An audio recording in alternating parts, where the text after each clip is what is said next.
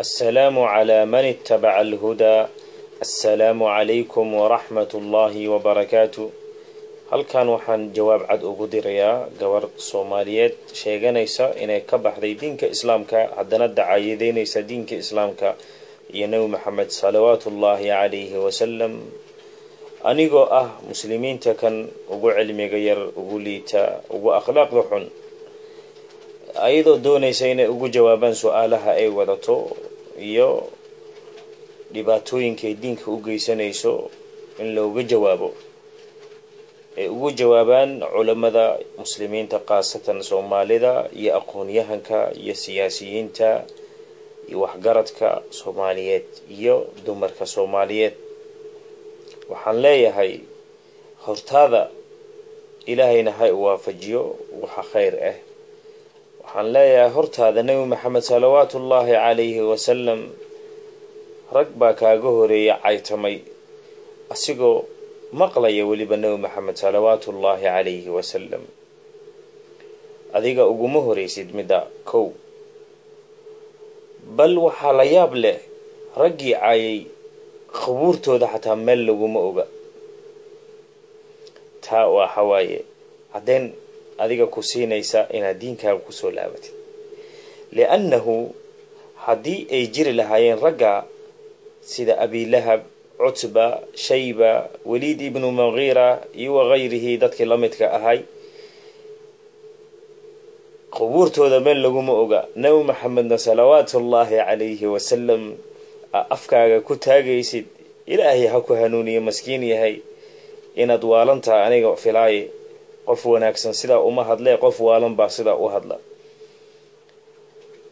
qubuurtiisa daqiiqad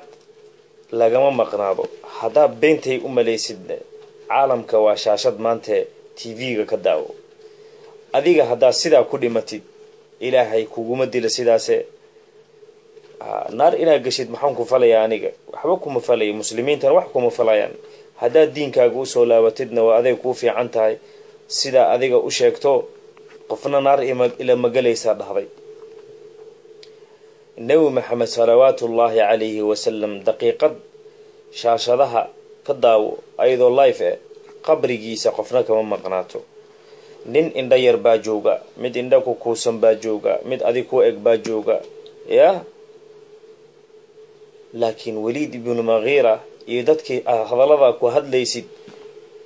ku hadlay meel laguma oga ilaahay baa asay asigan kor u qaaday li'annahu rasuulullaahi haqqun inuu yahay taa ayaa kaaga cad wama yandiqu 'anil hawa iskamana hadlaya Nabi Maxamed sallallahu alayhi wa sallam wax ilaahaygiisa u soo waxyooday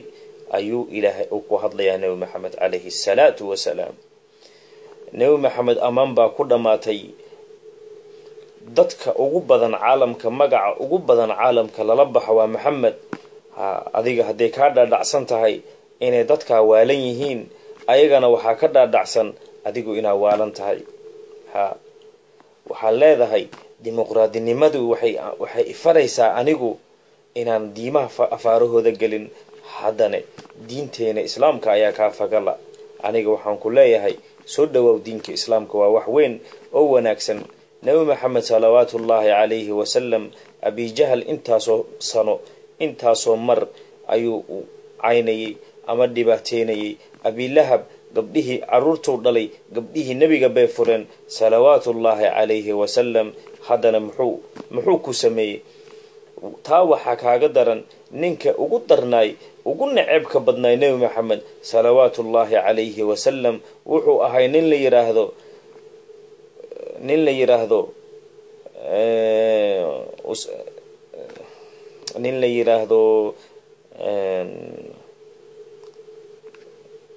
صحابي وناكسناي مغعيسا اعوذ بالله من الشيطان الرجيم صحابي اللي يراهدو دلي معاويه ابو سفيان با ugu darnay ابو سفيان halku ku dambeeyay radiyallahu anhu xumaan iyo xaasidnimo Maxamed wax ugu maqaadaysid alayhi salatu wa salam buhtaan iyo been aawadatidna wax ugu maqaadaysid Nabi Maxamed alayhi salatu wa salam waxaan ku leeyahay gabar yahay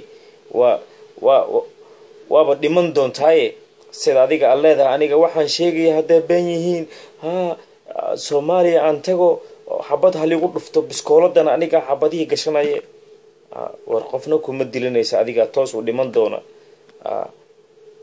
qof kasta meeshuu ku dhimanaya ilaahay baa qoray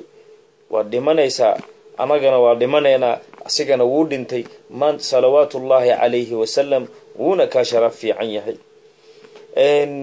diinka gurguurka iyo qur-aanka hadallada kasoo gurguurisay oo beenta iyo dadka inaad ku waashid aad rabtid waa wax aan sugnayn haba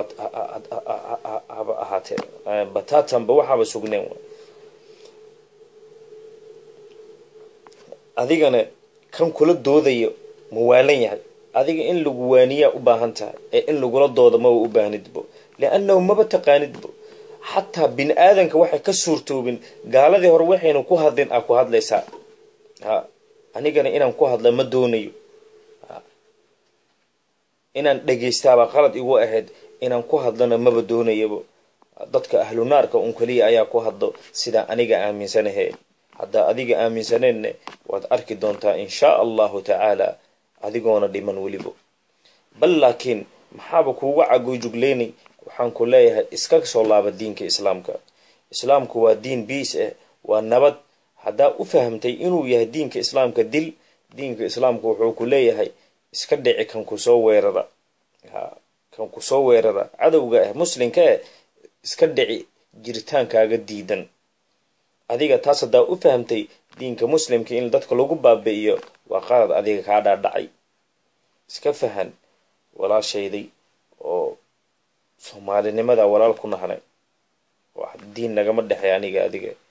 waxaana leeyahay halkan waxaan ugu tacsiyadeynayaa hooyada ee ayada dhashay muslimada muwaxidada ilaahay diinka ha ku suga ayada iyo ehelkeeda kale walaalaheeda kale ayadana ilaahay ha noo soo celiyo maskiintan way waalatay lacaga iyo adduunyada la tusay noocan oo kale waan garan waa nooca la iibsaday maskaxdeeda laakiin lacagta meelay kuu gasho ama meelay kuu tagto ayaan arki doonaa diinkana kuma baahna adiga boqolaal adigoo kaluu haystaa maanta diinka liskuguma yeeraye qof kasta asiga inuu imaado wabilaahi tawfiiq inaan kaaga jawaabo facebooka ma qaadanay waqti badan oo igu qaadanaya inaan su-aalahayga kaaga jawaabo laakiin video kale kaaga jawaabi doonaa haddaad doonaysid soo codsa laakiin